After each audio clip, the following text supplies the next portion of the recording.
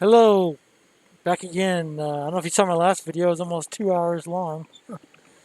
Uh, so I'm going to try to go over three letters today: 18 and 19 and 20. 19 and 20 are missing from the book. As you see, if you watched the last video, I was pretty frustrated. It's like, oh, they're not. No, it's missing. Uh, so yeah, just a summary. Look at all the video. Look, all the yellow here. That's what's missing. That's just crazy. So, anyways, 2,000-year-old author. So like any other videos, I'm just gonna try to put the missing letters in the comments below so you can read the whole missing letter if you happen to buy the book and you're missing the missing letter. Um, like I said, I don't know how accurate the missing letters are. It seems like they. I mean, if I was to venture a guess, it seems like they'd be accurate, but I don't know. Anyways, so letter 18 is on festivals and fasting. And, is our first letter that we're going to go over today. And my first keynote is set aside now and then a number of days during which you will be content with the plainest of food, very little of it, and with rough, coarse clothing, and will ask yourself, is this what one used to dread? It is in times of security the spirit should be prepared. And yes, I agree with that. You want to be preparing yourself to deal with difficult times. While fortune is bestowing favors on it, then is the time for it to be strengthened against her rebuffs. Yeah, I mean, that's why people train. That's why you do difficult things in times that are not difficult. Those are the ideal times to do difficult things. It is not an ideal time to do a difficult thing in a difficult time. Uh, so, so yeah, fasting or just I have food addictions. I'm addicted to soda pop. I'm addicted to ice cream, candy, all the processed food. So I'm slowly trying to convert myself to just fruits and vegetables, pretty much. That's it's not easy. Much easier said than done. It's like uh,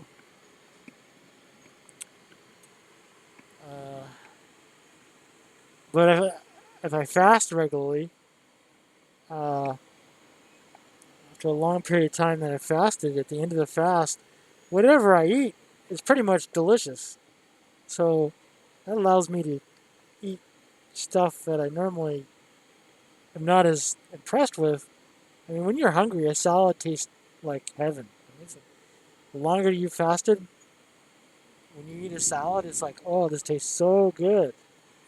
And then you compare that with all the junk food that you've had. And it's like, that's what I'm starting to learn.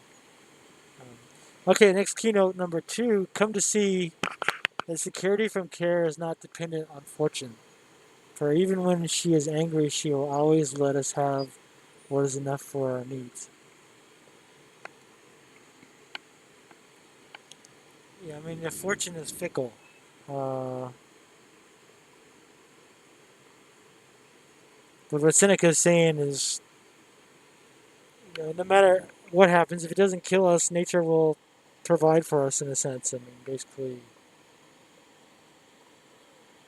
and we have to find what we need to survive, and usually that's enough for our needs. Of course, if global warming gets worse, maybe we'll have a mess because then temperatures start increasing and crops start failing all over the world. Hopefully, we won't end up eating each other. That would be bad. So we gotta take that seriously. Uh, but it seems like governments aren't taking it seriously at all. And corporations have no incentive really for climate change to take care of it because it's not profitable for not short-term profit, but How can you make a profit when everybody's dead? So, but most corporations don't think about that. You know, generally don't give an F, don't give a calculation about it. I mean, get off track there so much. My next keynote: uh, appoint certain days on which to give up everything. Make yourself at home with next to nothing. It sounds like camping to me. Um, Start cultivating or Survivor. You ever watched the Survivor TV series? That's a great. That's a very similar concept. Uh, at home to next to nothing. Start cultivating a relationship with poverty. Dear guest, be bold enough to pay no heed to riches, and so make yourself like him, worthy of a god. God, um, yeah, I think when Seneca is saying that worthy of a god is just to be 100% aligned with nature, exactly as it is. And so the mic's off. Mic is off. No, the mic is still on. I don't know why Google Home keeps saying that. Anyways, so I mean that's why these these Survivor series on TV, if you ever watched that, are so interesting to watch because it's just you're running on bare necessities. A lot of times I see them just they get like a basic minimal set of like I don't know pocket knife or whatever. I wish to kind of do more like just really true Survivor where you have nothing. Like you just start out naked. Start out naked somewhere. I mean, no clothing, no anything. I don't know why they don't do that. I guess because it's obscene for people to be naked, apparently. Uh, but that would be a true Survivor series. Uh, okay, so that's it for the festivals and fasting. It is basically the same as a festival to basically give up everything that you have, your possessions, to truly do that, but get rid of your clothing. But and have nothing, just your physical self. And then fasting. Fasting is something that's actually in the Bible, which I think they've actually one of the few things I think they got right. And that's both the Quran. I think it's in the Quran too, and the Christian Bible too. But I'm not sure if it's in any of the Eastern writings. But. Okay, so missing letter 19. So this letter is missing from the book. Same with 20. And again, same with all these other ones. Whatever happened in 1969 when they published Penguin publication, they just excluded all these letters. I guess the book would be a little bit thicker, but this book is not that thick. I mean, it's like, I've seen books that are like this thick, and probably with all the letters, it might be this thick. So, it's not that big. Um, okay, so this is on worldliness and retirement. I only got 2 keynotes on this one for some reason. Um, so in this case, maybe the publishers in 1969 did find this one kind of not particularly useful. Maybe I don't know. To quote Seneca, would you rather be poor and slated, which just means quelled of your thirst and hungers, or rich and hungry? Prosperity is not only greedy, but it also lies exposed to the greed of others. And as long as nothing satisfies you, you yourself cannot satisfy others. That is very true.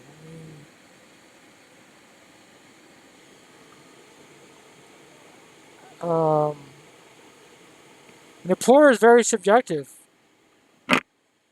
People could be rich in wealth, but poor in the mind. And that may not be, you know, true. Yeah. So, I mean, I think I've said in prior videos, time is the most valuable thing we have. There's nothing more valuable than our time. I mean, really, because if you have zero time, it means you have zero consciousness. It means you're dead. So, and we all have finite lives. We don't live that long. I mean, you ask me if 80 years or so is the average. That's like tragically short. I mean, maybe when you're a little kid, you think 80 years old is like dinosaurs, like you know. But as you get older, it's like F or copulation. it's it's uh it's too damn short. It's like, and it accelerates. It goes faster. So when you're a little kid, a summer is like a year, or 5 years, or 10 years. While when you're older, the summer is like a half a second. I mean, this summer's well, most of summer's almost gone. Of course, this pandemic, everything's slowing down. Feels like it's taking a long time. We're almost a whole year into this pandemic. Not quite. We had like 2 or 3 years of pandemic, which means plenty of time to sit down and read stuff. Try to do some exploration with a mask, maybe local exploration. Um, but yeah, I mean, have you ever been around somebody who's not satisfied? I mean, I myself have not always been satisfied, but if you're around somebody that's completely satisfied, like pure satisfaction, 100% satisfied, I could see that being a very calming experience because if you're around somebody that doesn't need anything, never really needs anything, doesn't like, I mean, I've said before, like when I read the book Boethius, I kind of conclude that a summary of that whole book is just to be truly happy, to really be satisfied, is to absolutely accept the entire universe for all time to be exactly as it is. I mean, doesn't need to be no no changes are necessary. It's just exactly everything is exactly deterministic. I guess you could think if we live in a totally deterministic universe, you know, totally universe that follows by physical laws. That's very easier. It's easier said than done. It's like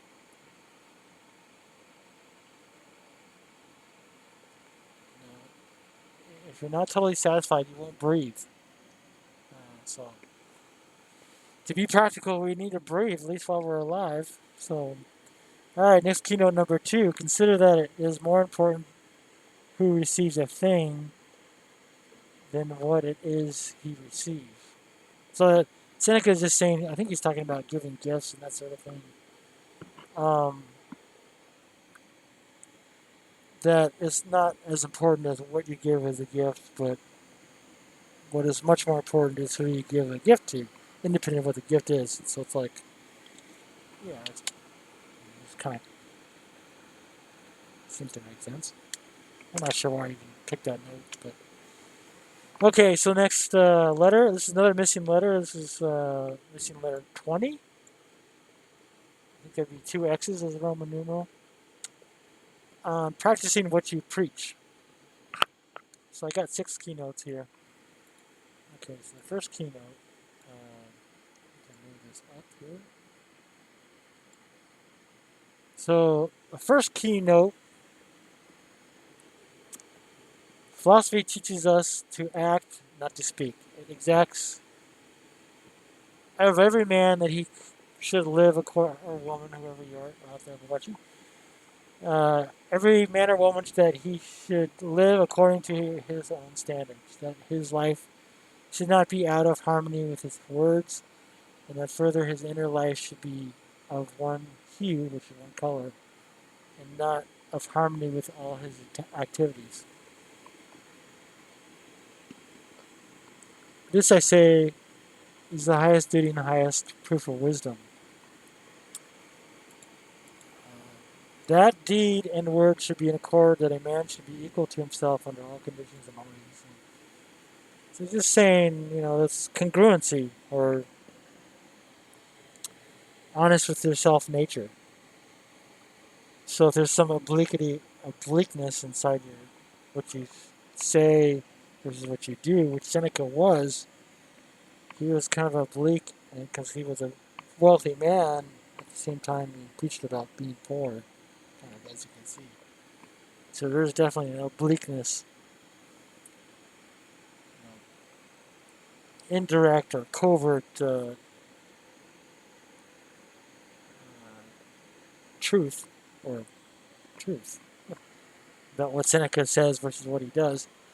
And I think in the introduction, I may have said in the introduction too, he talked about Seneca may be one of the most profound historical figures that didn't practice what he preached. Something like that. So maybe that's another reason why they left this letter out. There could be more than one reason why the publisher left the letter out. But it's good to look at this stuff. Next keynote number 2. What is wisdom? Always desiring the same things and always refusing the same things. This is in quotes. So Seneca's quoting somebody. You may be excused from adding a little proviso that what you wish should be right, since no man can always be satisfied with the same thing unless it is right. I think this kind of goes back to happiness. Wisdom and happiness are kind of connected.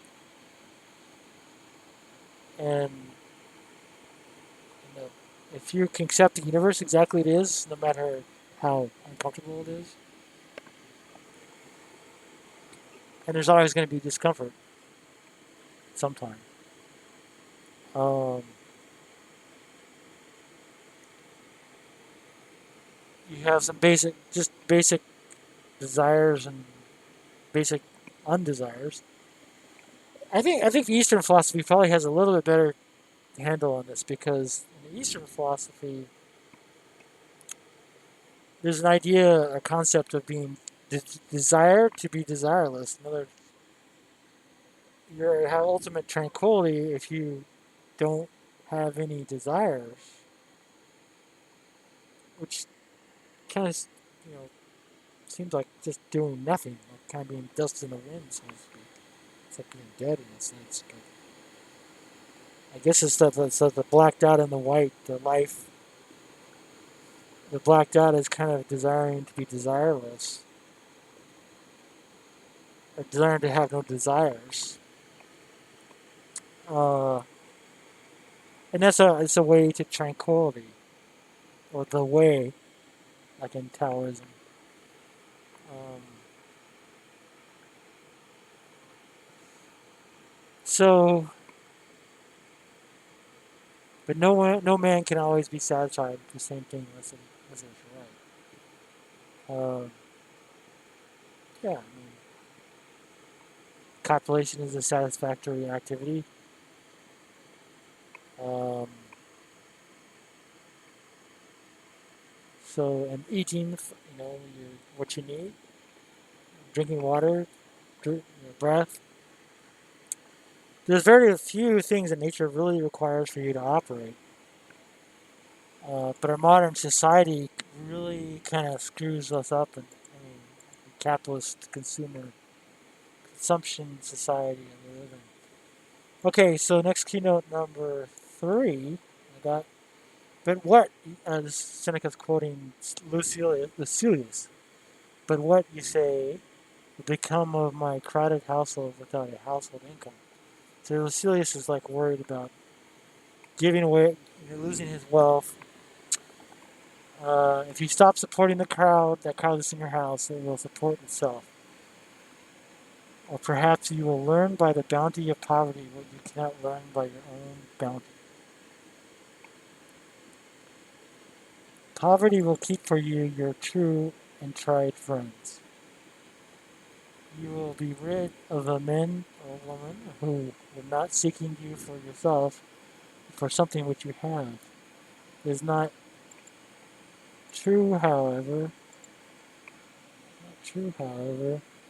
that you should love poverty, if only for the single reason that it will show you those by whom you are loved. Oh, when will that time come when no one shall tell lies to compliment you?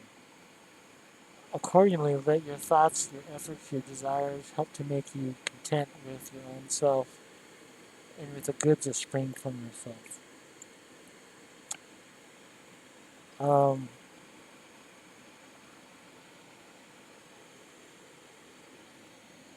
Yeah, this is I like this. This is this is one of those keynotes that I have that makes me frustrated that the publisher left out.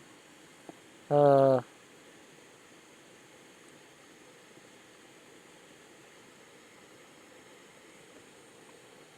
when you if you lost all your wealth, it shows you who your true friends are. Because if you don't have true friends, all your fake friends will disappear. And if you have fake Facebook friends, pretty much all your friends are fake, or at least not real, because it's all virtual. Or social media type things. Real friendship is in person. But yeah, if you lost everything, you lost your arms, your legs, couldn't see, you're blind, you couldn't see anymore. I mean, you probably for most people, you probably most of your friends disappear, and then you just become dependent on society, which if society would even care for you. But, um, that would show what a true test of a nation is. Um, so,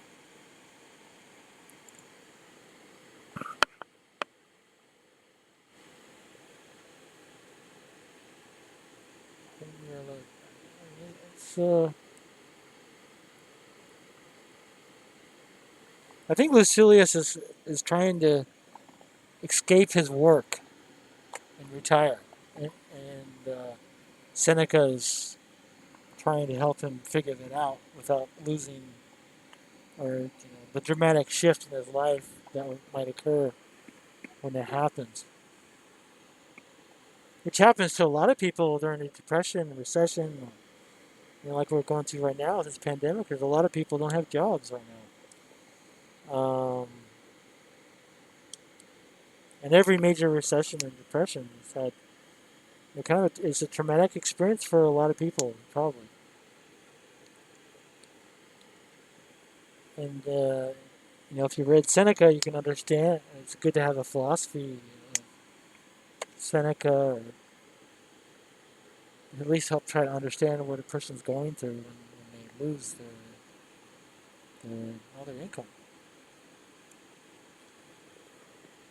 Um, okay, next keynote number 4. Seneca's quoting somebody else. Believe me, your words will be more imposing if you sleep on a cot and wear rags. For in that case, you will not be merely saying them, you'll be demonstrating their truth. I think he's saying, yeah, I guess he's saying that maybe poor people without much wealth, are maybe more honest than people who are wealthy. Yes,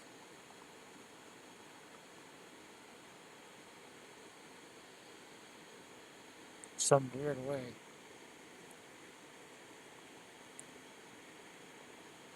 I'm not really sure what's behind that keynote, why I highlighted it. And you can read the whole keynote. Hopefully, I'll have the letter down below in a comment so you can see.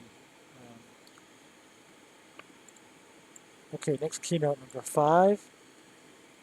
May not a man, however, despise wealth when it lies in his very pocket.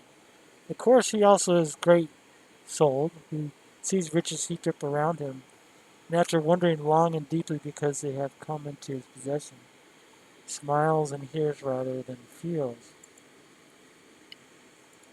that they are his. It means much not to be spoiled by intimacy with riches, and he is truly great who is poor amidst riches. So there's a lot of things I see here. I mean, to become free, especially if you're young, I feel like if you're really young and you're watching this video, you know, uh, you can be free, especially if you know this early on in life. That as your income goes up, and I said this many times in other videos, as your income goes up, don't do what most people do, which the expenses come up. Do the opposite. Just lower your recurring costs as your income goes up. And this is kind of exactly what he's saying here in a sense is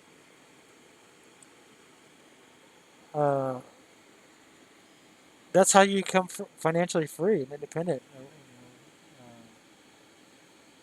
But most people do it. The herd, most of the people. That's why there's only like 1% of wealthy people. Because most people just go this way instead of doing that. So, but it would be weird. What would happen in a civilization if everybody did that? I mean, then the economy would collapse because nobody would be there'd be less people spending money on things. There's something to think about. What would happen if that happened? All of a sudden everybody. I mean, uh,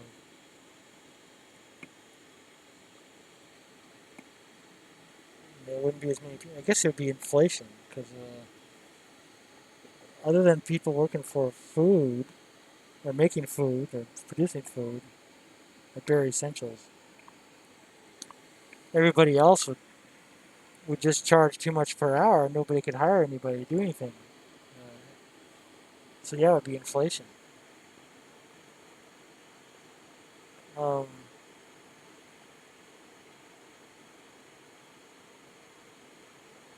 but the other paradox to this is, once you're rich, at what point do you start spending some money? If you're so used to being impoverished as your wealth grows. You know. So, okay, next keynote number 6. I held it essential, therefore, to do as I have told you in a letter that great men have often done, to reserve a few days in which we may prepare ourselves for real poverty by means of fancied poverty. There is all the more reason for doing this because we have been steeped in luxury and regard all duties as hard and onerous. Rather let the soul be roused from its sleep and be prodded, and let it be reminded that nature has prescribed very little for us. No man is born rich. Every man, when he first sees light, is commanded to be content with milk and rags. Such is our beginning, and yet kingdoms are all too small for us. Yeah, I think the farther we get advanced in technology, the more this is going to be true. Because if technology advances so much that nobody has to do any effing copulation thing to survive,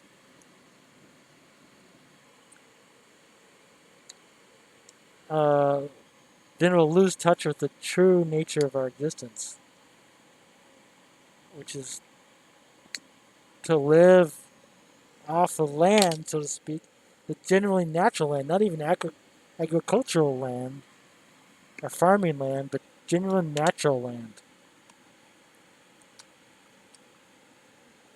Um, and there could be a danger for civilization to do that because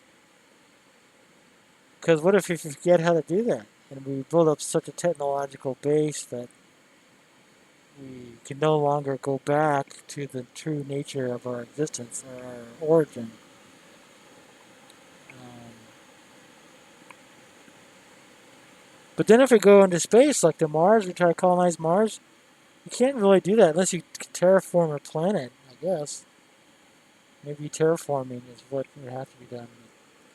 Anyways, I'm getting off the subject too much here, and unfortunately, because I got another project going on that has hijacked my time, it was my own fault for letting it happen, but I need to correct that.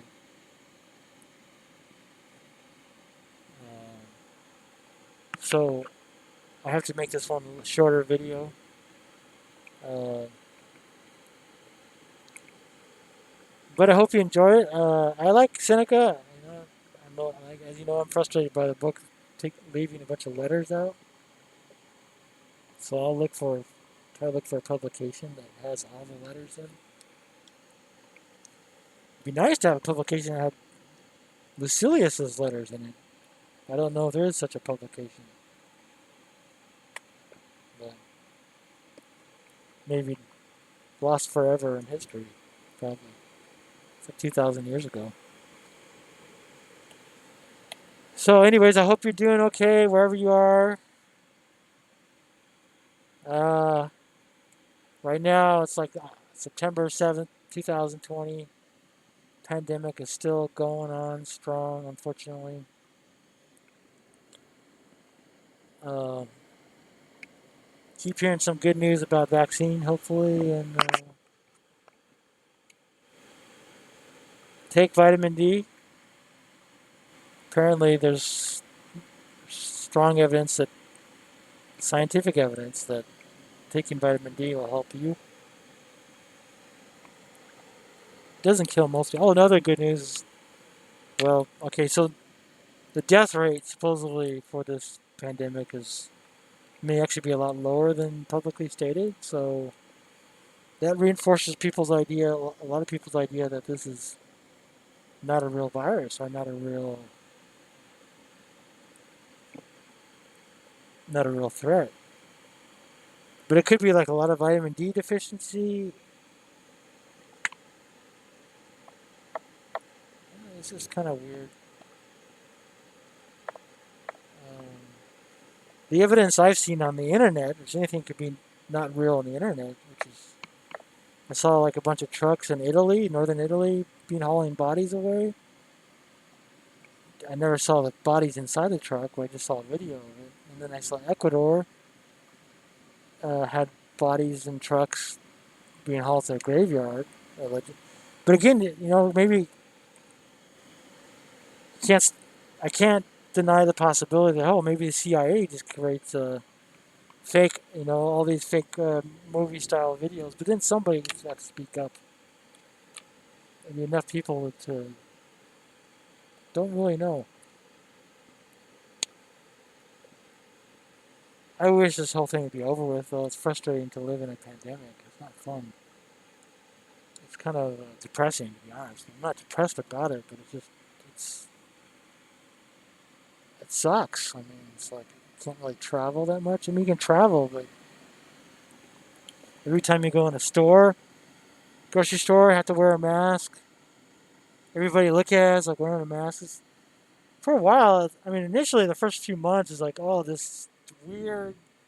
This is the new abnormal, which is like the new normal. And right now, when I go to the store, it's like, okay, it's like, okay, it's like you're going to a hospital. But at least the stores are cleaner, and there'll probably be less colds and less flus being going around because more and more people wearing masks. Of course, this morning I saw a bunch of people in the back of a pickup, no masks, sitting right next to each other.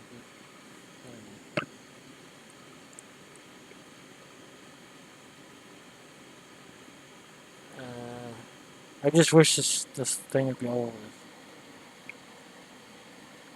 But I shouldn't let. None of us should let this pandemic stop us from living our real life, as Seneca would say. Um, so it's good to ask yourself, what is your real life?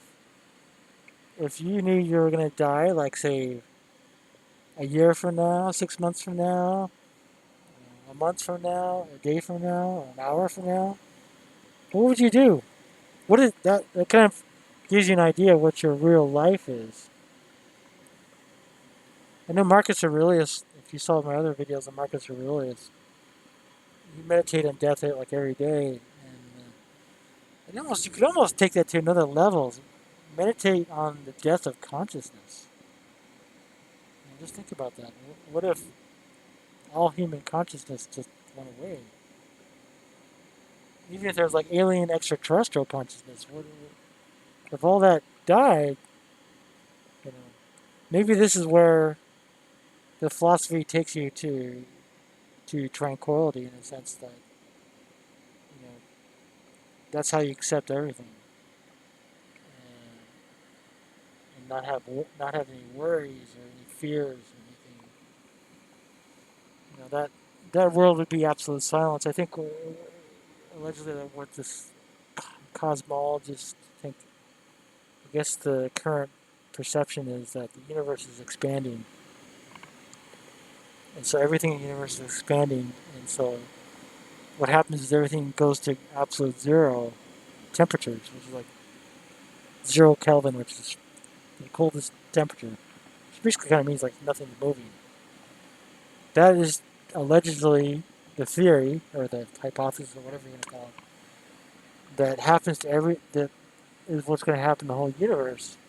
There's just like dead silence. So I don't mean to get off topic here, but yeah, it's just frustrating. You know, you can't. It's hard to socialize, especially if you're single. I mean, God, all the single people out there I can see can't really hug anybody. I mean, so especially this pandemic, especially negatively affects people who are single or who don't live in the same household. You can hug pets. Uh, so yeah, I really want this to be over, but it's like 2 years is a long time, or if it takes 2 years or 3 years, and that's why I started this vlog because it's kind of lonely. Uh, this pandemic makes kind of for a lonely life, especially if, like I said, if you're a single person. Uh, it's harder, and so I figured, well, I might as well just put videos up to say hello to the world out there, and especially if you yourself are watching this, you don't have any, you're the only person in your household. Uh, you know, hopefully you find comfort in these videos and some interest. Um, so yeah, that's all I want to talk about. I think right now, I just feel sad that this pandemic is going on. So I have a trip planned somewhere, so I hopefully may have a video on that. Speaking of how to overcome sadness during the pandemic, yeah, so I have a trip planned. Hopefully, my transport device will not fail on the way up to where I'm going. Uh, which means I got to finish a bunch of stuff. Real busy week, and if you're watching this, try to be inspired to have your own channel too. I mean, I think the more channels on YouTube, the better. Especially if it's an open channel. Just what I like about open channel is, if the NSA or CIA or whatever is watching you, they no longer have the privilege of being the only one having access to your data. So if you're gonna if you're gonna have somebody spying on you, you might as well broadcast it to the whole world. Uh, so that's another thing about surveillance capitalism. You can buy people's data for $300, so they can get access to your email, get access to your phone records, all that stuff, just for a few $100s. And so, you know, because what happens, they put it on their fine print, the contracts, that basically pretty much nobody, population reads, nobody effing reads, is, is a lot of these contracts on the big technology companies is we get access to all your effing stuff. We can share it, we can sell it, we can profit off of it. That's why all this stuff is free. All the social media is free, and YouTube's free because they want, when you click yes or whatever, the 1,000-page contract that nobody reads, inside those contracts are basically saying, yeah, you take all your data, do whatever you want. We can sell it, sell it to the highest bidder. So that's how I kind of feel. Is like, yeah, if that's going on, I might as well just make my data available to everybody for free. And so, you know, that's how I kind of feel. Uh,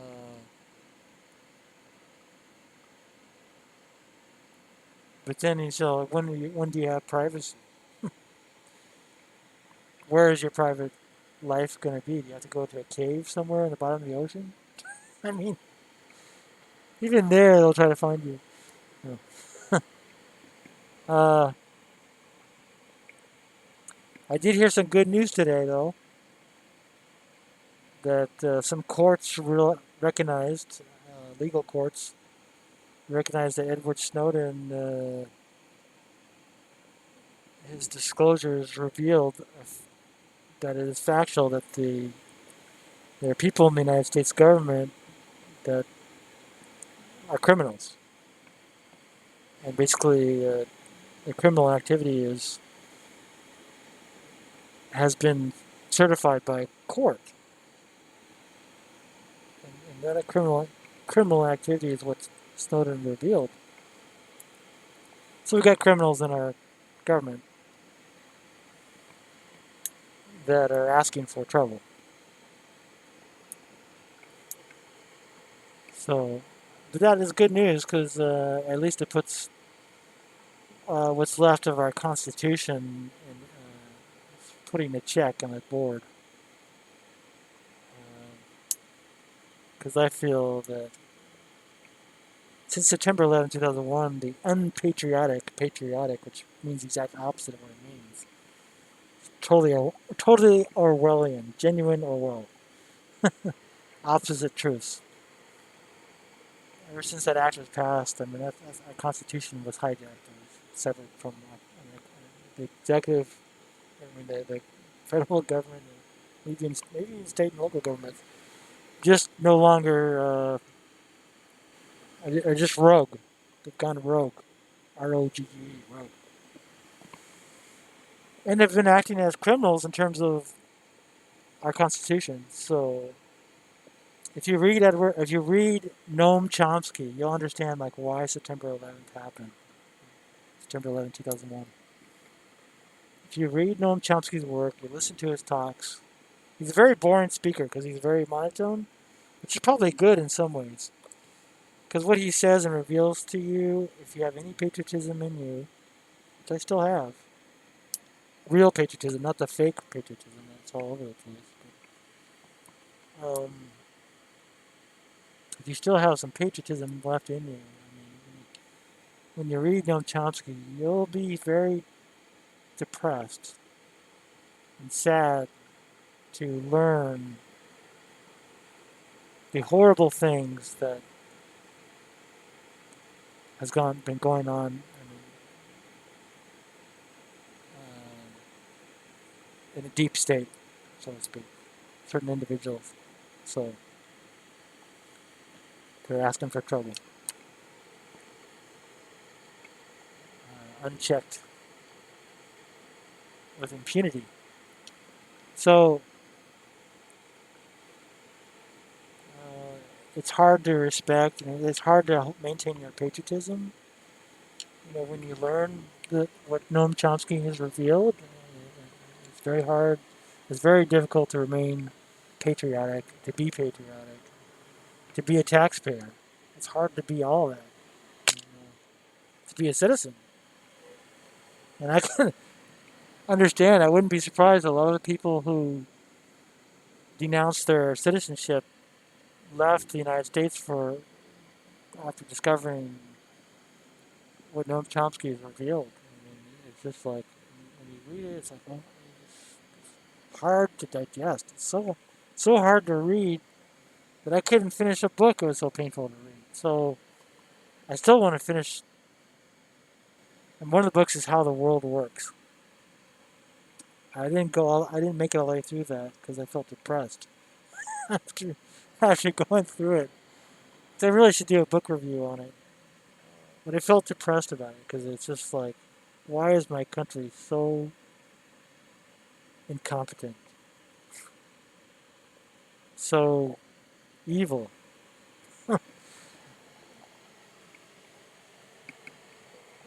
So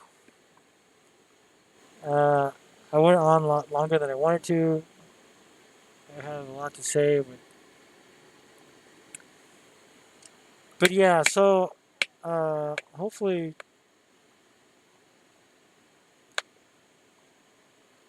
well, that's another thing. There's all these layers of nonchalant people. Nonchalant basically means organized beneath the surface.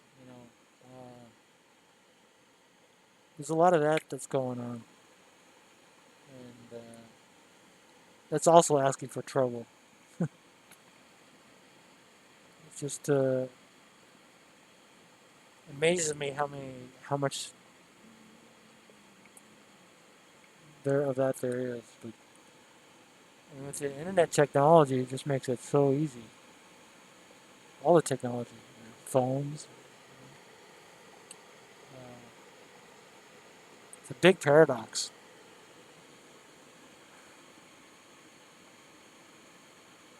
You probably don't understand what I'm saying, but I just a rant, which basically means gibberish. I'm speaking a lot of gibberish. Okay, so I try again to say goodbye. I'm sure you've lost like everybody, so nobody's watching this. So good night, good day, whatever. Make your own YouTube channel. I hope if you're watching this and you don't have a YouTube channel, try to be inspired to make one, or set up. Put your own perception out there. You know, and I also did this channel because I've watched so many YouTube videos that I realized I got to give back something. So that's what I'm doing. Trying to give back a little bit. Hopefully, I give back something better than. Hopefully, it produces something positive instead of negative. So that's another reason why I'm doing this. So can't wait till the pandemic is over, but uh, hopefully, people, if anybody's watching this in the future, you're out of the pandemic and put a big smile on your face because this sucks. Pandemic is no fun.